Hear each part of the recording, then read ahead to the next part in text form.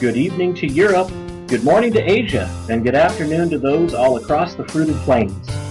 You're now locked into the worldwide 20 megabit beacon of truth, hope, and justice, otherwise known as your weekly dose of the Crimson Pill.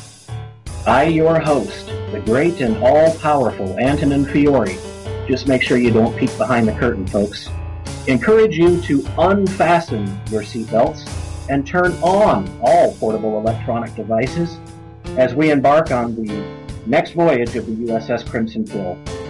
Our course has been charted for the Isle of Light by way of the Straits of Knowledge and the Sea of Tranquility. In the event of turbulence, the captain reminds you that your seat cushion is no substitute for an open mind.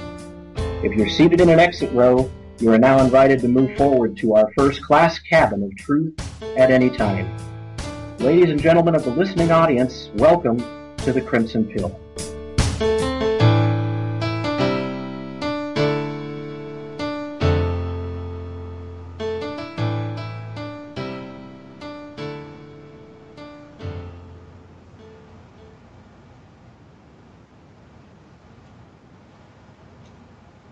And good afternoon wherever you are all around the world. You're joining us for the latest edition of the Crimson Pill. Folks, what an incredibly action-packed week in news, in headlines, in discoveries and research, in an incredible array of disciplines and fields of study. I am so pleased today to be joined by one of the few people in the world that I would consider to be singularly qualified to talk on such a wide range of topics and important news. Just before we get to our featured guest, I'd like to let you know what we don't have time to talk about today. I would love to talk about the events happening overseas in Europe at the Bilderberg Group meetings. I would love to talk about that, but you've got the world at your fingertips in the form of a Google or Yahoo search. Bilderberg, B-I-L-D-E-R-B-E-R-G, Bilderberg meetings. And of course, if you are an info warrior, you know that you can go to Alex Jones's show tomorrow and hear in tremendous detail. But folks, an awful lot of things happening there that we should be aware of.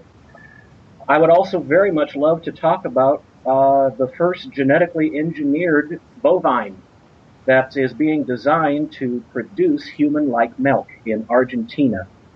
It's very interesting. At the same time, to me, it's very chilling.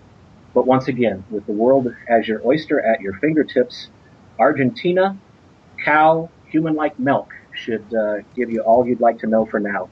What else can we not talk about today? Well, the recent E. coli outbreak in Europe, in Germany.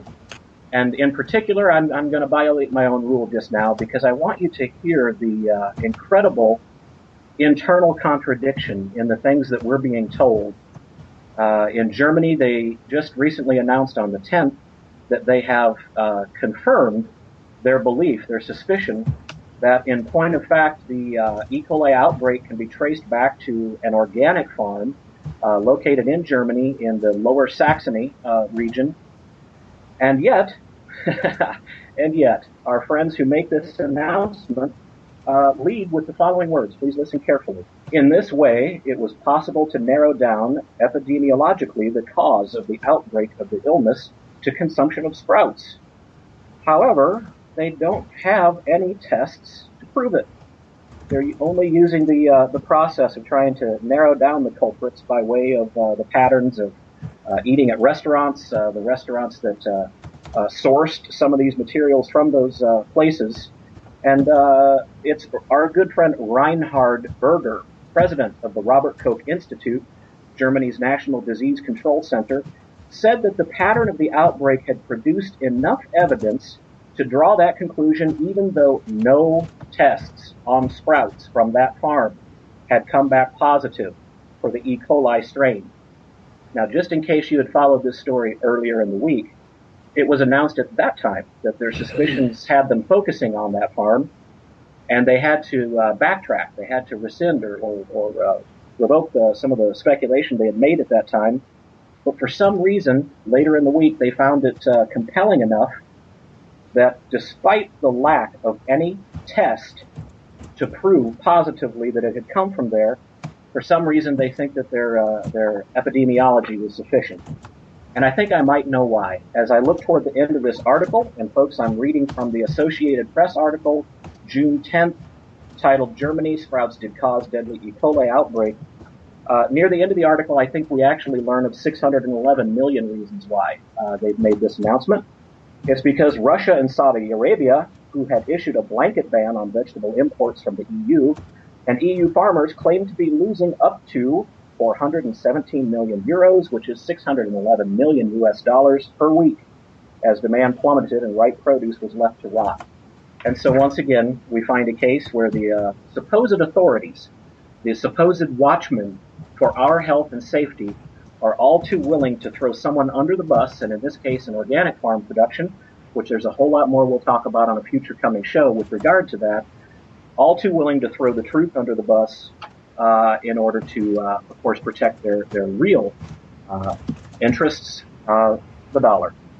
Now, that news aside, and so much else that I sincerely and dearly wish that we had time to address today, we need to turn our attention to our first guest. And again, our featured guest is someone that I am beyond thrilled to have with us on the program. And the reason for this is because I can't think of anyone else that can speak with both a academic as well as experiential background to the degree that our featured guest, Dr. Brooks Agnew, will bring to the program. Now, for bbsradio.com listeners, you're very, very familiar with Dr. Agnew and the quality of his work from his program X Squared Radio, which airs a bit later here this very afternoon on this station number 2 of bbsradio.com. But we know that the Crimson Pill, despite being launched today from the heart of Los Angeles, California, is originally launched from the Midwest. And we have a number of folks joining us from the Midwest and from the eastern part of the country that maybe don't have the familiarity with Dr. Brooks Agnew and his work. So I'd like to take a moment to introduce a bit about himself, his background. Dr. Brooks Agnew, PhD, as an author, explorer, electronics engineer, and physicist. He's one of the most successful pioneers with ground-probing radar technology in the world. That very technology, if you're not aware, is currently utilized in the Mars Express program, and it's also a very important part of the technology that we use to determine locations of oil or mineral deposits, etc. Dr. Agnew holds a bachelor's degree in chemistry, a master's in statistics, and a PhD in physics. Author of thousands of technical papers, booklets, and video documentaries, Dr. Agnew has joined with veteran archaeologist E.J. Clark to produce The Arc of Millions of Years, which Forward magazine and thousands of readers call one of the most comprehensive books ever written on intelligent design and the greatest story written on the creation of the Earth.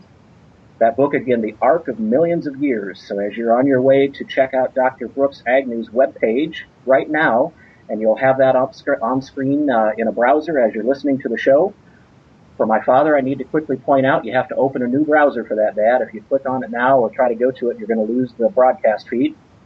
And Dr. Agnew's work is available at www.arcofmillionsofyears.com, or also check out his profile, www.x2-radio.com, which, of course, represents his show, X Squared Radio. Dr. Agnew, I believe you are on the line, sir, and I would like to say good afternoon. How are you, and welcome to the program. Oh, it's great to be here. Thanks so much for that introduction. Wonderful. And Dr. Agnew, I know that you yourself have been incredibly busy recently with probably any number of threads of new research, and I think that you've had some very exciting things come about, but maybe what we could do is start with sort of an introduction. I'd like to lay a bit more of a foundation, again, for some of the newer listeners to the program that might not be quite as familiar with your body of work. Sir, help me introduce yourself to folks who might not be familiar with Dr. Agnew yet. Oh, boy. Well, I guess I'm ADD on steroids. Let's see. I've always been interested in electronics engineering, and so I went in the Air Force and excelled at that. And went to work for the automotive industry because it's a good industry to go to work for. I encourage anybody to get involved in it. But I kind of felt like the last 10 or 15 years it was going in the wrong direction with respect to producing vehicles that got better mileage or used energy in a more efficient way. And the last 5 years, really disheartened that gasoline is still used as a fuel for commuting. And so recently I started a company that designs and builds electric vehicles, and that's doing quite well at the moment. And hopefully it's a trend that will see its way into mainstream transportation needs as well. Absolutely. And it's not so much a radical thing or a global warming thing as it is an economic thing, and something that just